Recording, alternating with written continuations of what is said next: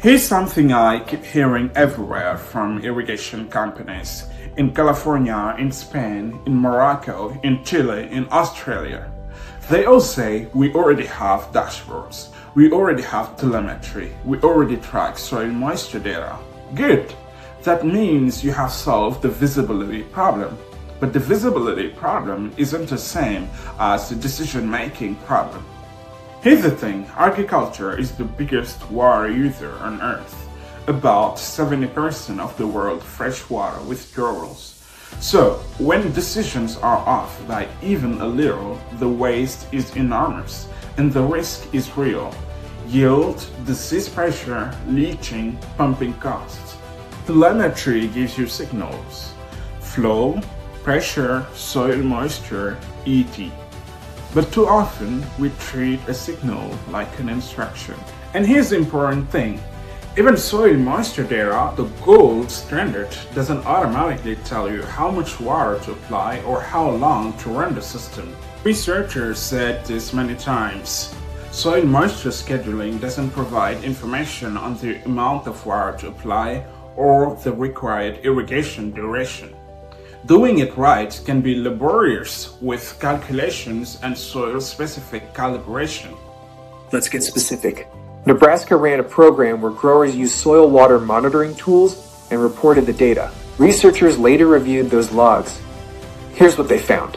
In normal or wet seasons, only about 1/3 of growers were irrigating near optimal.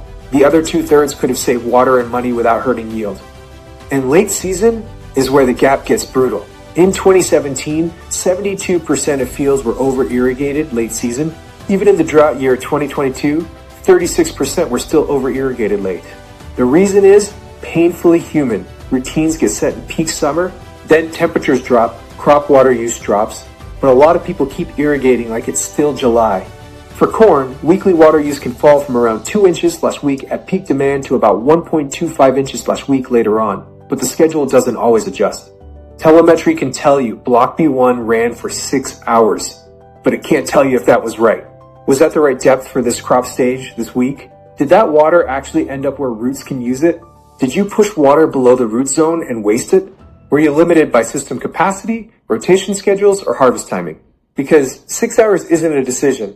It's just a fact. You still have to translate 6 hours, how many inches, how much depletion you refilled, and whether the timing made sense. To turn a reading into a prescription, you need context, soil properties, crop stage, system flow, and real operational constraints. That's why decision support exists.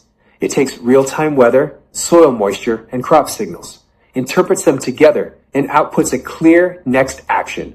What to do, when to do it, and why. Take platforms like WiseCon. You can connect sensors and automation, flow and volume, pressure, valves, reporting, even water balance views. That's a strong foundation. But the question your team actually gets paid to answer isn't what happened. It's what should we do next week and why is that defensible? Especially if you're a landowner, a REIT, or an OEM dealing with scale, regulation, and ROI. Because what happened is history, what to do next is performance. This is the layer AGRO-AI is building, a decision engine that sits on top of existing telemetry. We do not replace existing technologies, we use them.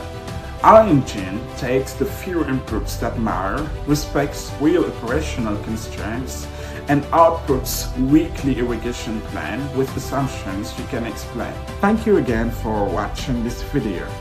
Subscribe for more insights on the global agtech market.